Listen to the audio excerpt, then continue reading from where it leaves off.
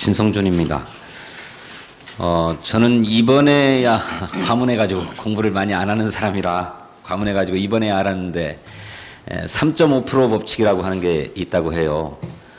미국의 한 정치학자가 1900년대부터 2006년까지 전 세계 모든 시민 저항 운동을 분석해 보니까 그 나라 인구의 3.5%가 지속적이고 적극적으로 집회를 하고 시위를 벌이면 정권이 무너지더라 라고 하는 법칙을 발견했다고 하는데 그렇게 보면 우리나라 인구 5천만 중에 3.5%인 180만이 광장에 나오고 거리에 나와서 지속적으로 집회하고 시위를 벌이면 정권이 무너질 거라는 것이니까.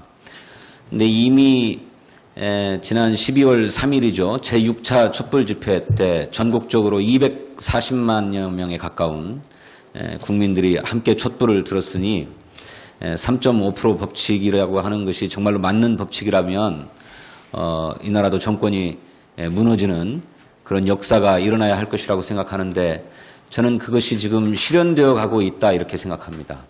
우리 다른 발제해 주시는 분들께서도 얘기했던 것처럼 내일이 국회에서 탄핵 소추안을 표결하는 날인데 대체적인 관측은 처리될 것이다, 통과될 것이다 라고 하는 것 아닙니까? 물론 뭐 약간의 우려야 있습니다만은.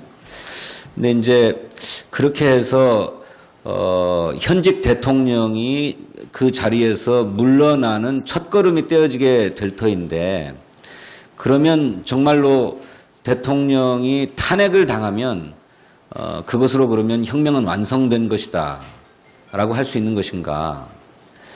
저는 오히려 그것이 시작이고 출발일 수밖에 없고 또 그래야 한다고 생각합니다.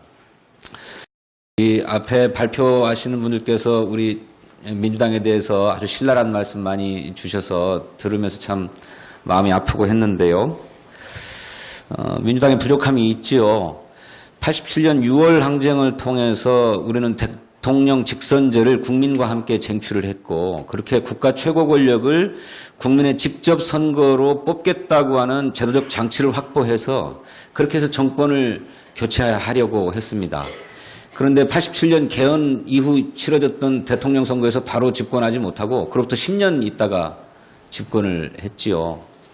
그만큼 우리의 수권 능력이 충분치 않았기 때문이었지 않았나라고 생각합니다. 물론 또 다른 요인도 있습니다만 자꾸 주체적인 데서 찾자고 하면요.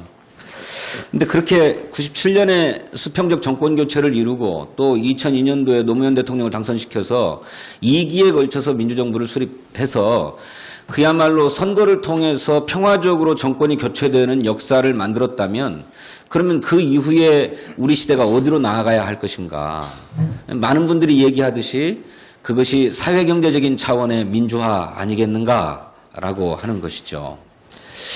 그런데 불행하게도 그 시기에 우리는 97년 외환위기를 맞아가지고 IMF가 처방해주는 신자유주의적인 어떤 사회경제 정책들을 그냥 그대로 받아들여야만 했습니다.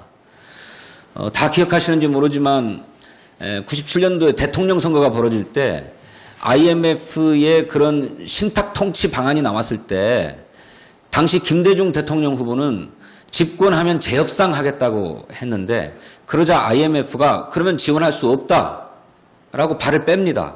그래서 부랴부랴 나라 경제를 살리기 위해서 김대중 후보를 포함해서 모든 후보들이 IMF와의 서약을 이행하겠다고 하는 각서를 써야만 했습니다.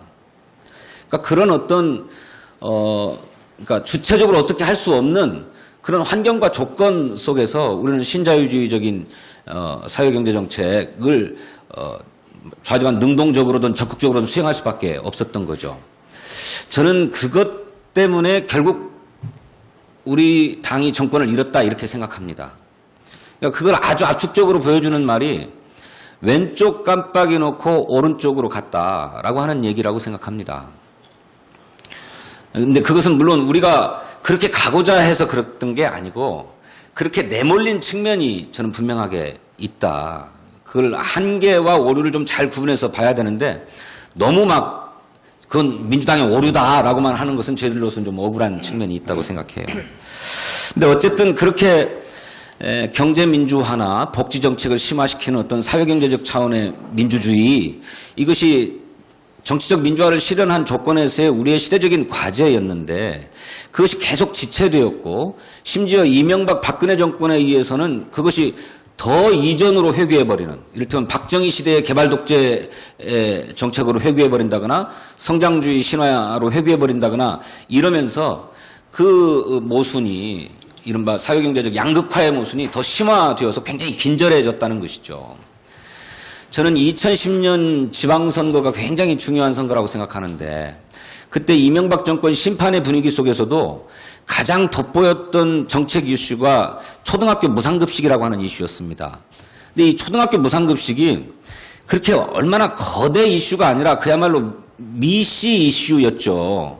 근데 이런 미시 이슈에 왜 우리 국민이 뜨겁게 반응했고 그것을 중도에 중단하고 되돌리려고 했던 오세훈 서울시장 같은 사람은 결국 시장직에서 쫓겨나게 될 상황에 처했는가.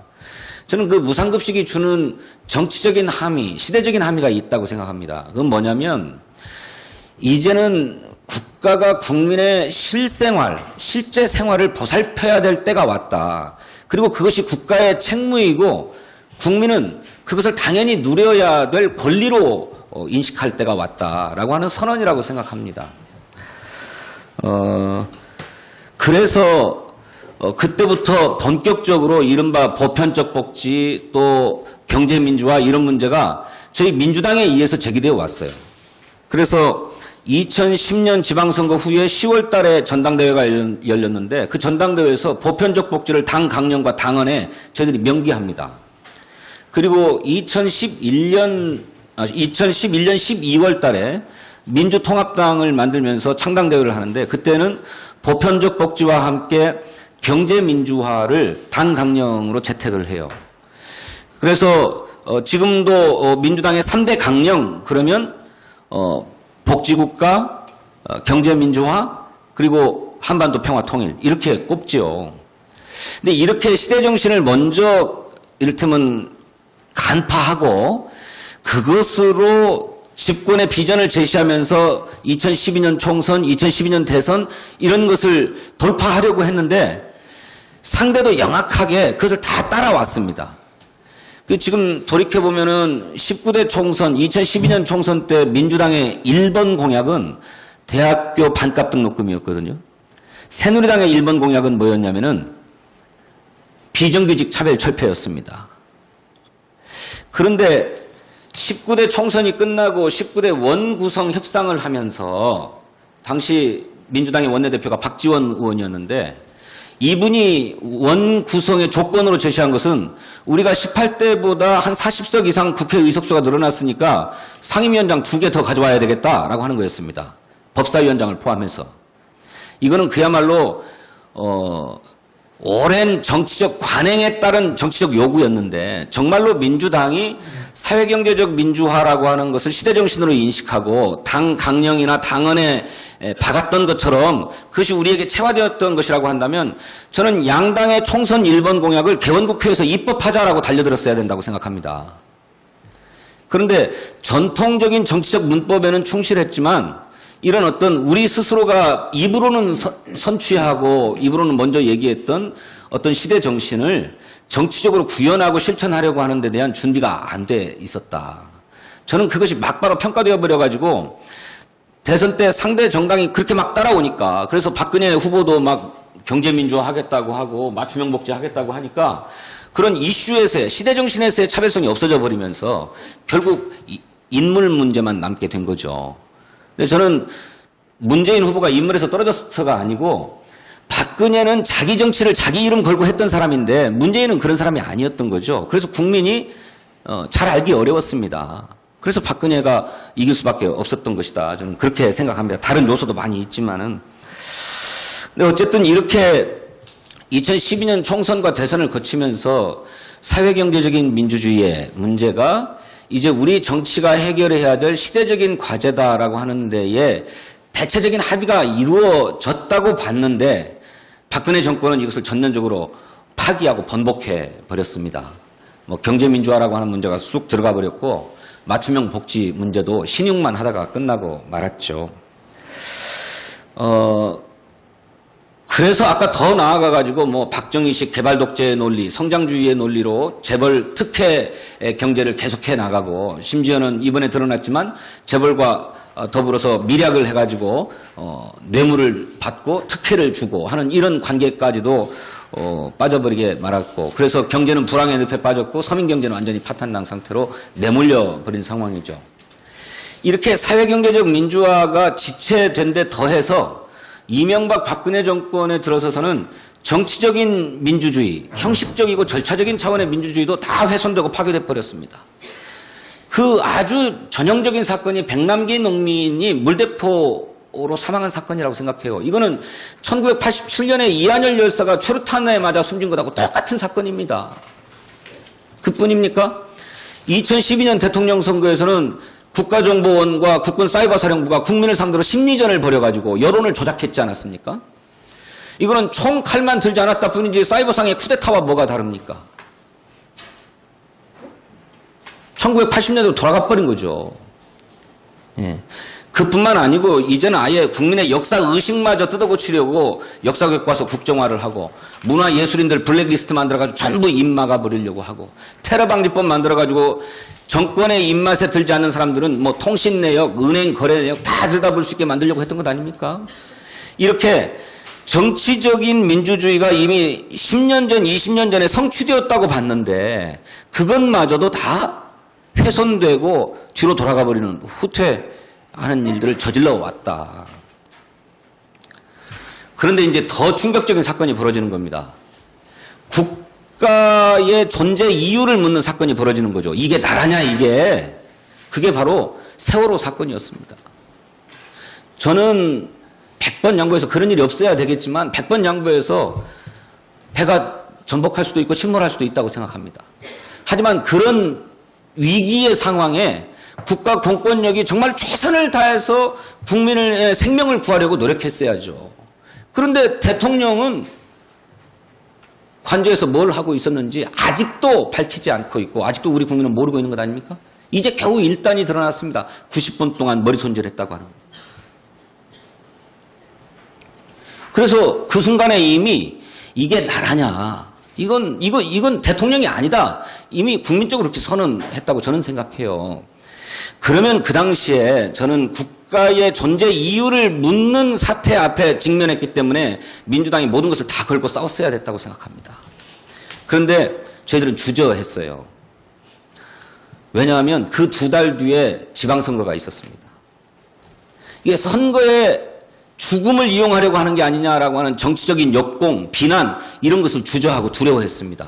그래서 정치적으로 개입하지 않으려고 했지요.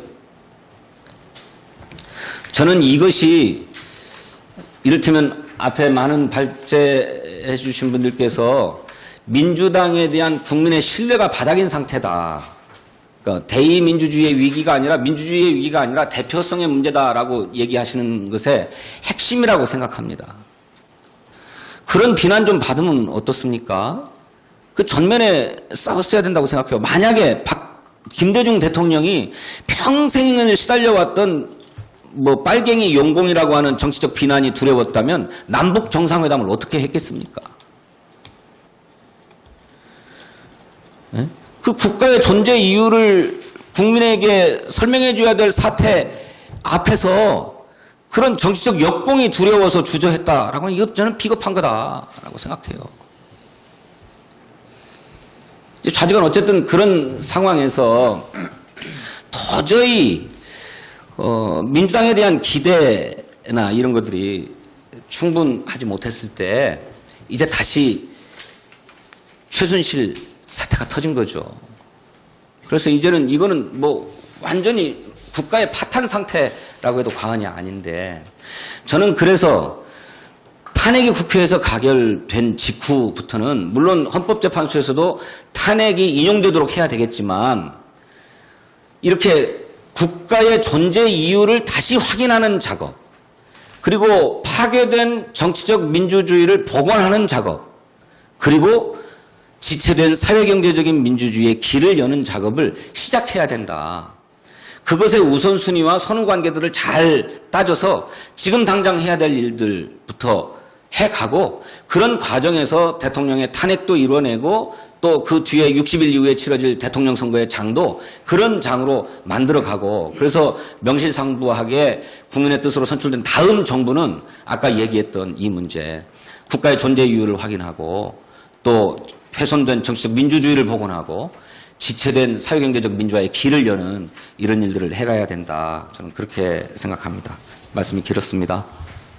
예, 감사합니다. 좌지간 뭐 선거제도의 개혁 문제와 관련해서 그 소선거구제냐 중대선거구냐 또는 뭐 비례대표제냐 아니면 지역구냐 뭐 이런 말씀들이 있었는데 다 아까 말씀하신 대로 일장일단들이 있는 것이어서 우리 현실에 부합하는 것들을 좀 찾아야 된다고 생각합니다. 그런 점에서 또 아주 현실적으로도 국민의 지역적 단위로 이루어지는 선거 속에서 우리 지역의 대표를 내 손으로 뽑겠다고 하는 것을 확 허물어버릴 수는 없다고 생각해요. 그래서 아주 급진적으로 독일식 뭐 정당명부제로 바로 갈 수 있느냐 하면 전혀 그렇지 않다. 결국 절충할 수밖에 없는데 경향적으로는 정당명부식 비례대표제가 뭐 권역별로든 전국적으로든 확대되어야 되고 그래서 지역 대표들과 비례대표들 사이에 이렇게 좀 균형이 좀 이루어져서 지역의 이해와 요구 또 정당의 이해와 요구가 좀 자연스럽게 수렴되는 이런 구조를 만드는 것이 중요하다 이렇게 생각합니다. 근데 덧붙여서 그렇게 볼 때 권력 구조도 뭐 의원 집정부제나 뭐 의원 내각제 얘기가 많이 나옵니다만은 우리 국민이 직접 대통령 최고 권력을 선출하는 이것을 함부로 돌려버릴 수 있겠는가? 저는 불가능하다고 생각해요. 그렇기 때문에 자꾸 의원 집정부제로 해서 외치와 내치를 나누고 대통령에게 외치를 맡기고 뭐 내치는 총리가 하도록 하자라고 하는 건데 아니 대통령이 전원이 다 나와가지고 유권자가 선거를 한 대통령을 외치에만 한정시킨다?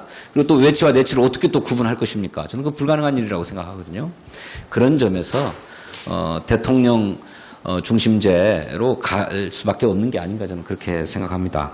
그 다음에 이런 것들보다 더 중요한 거는 저는 이제 우리 다 정치학하신 선생님들이시니까 저보다 더 잘 아시지만 우리나라의 어떤 정치적 갈등 구조의 전환기가 있는 것 같거든요.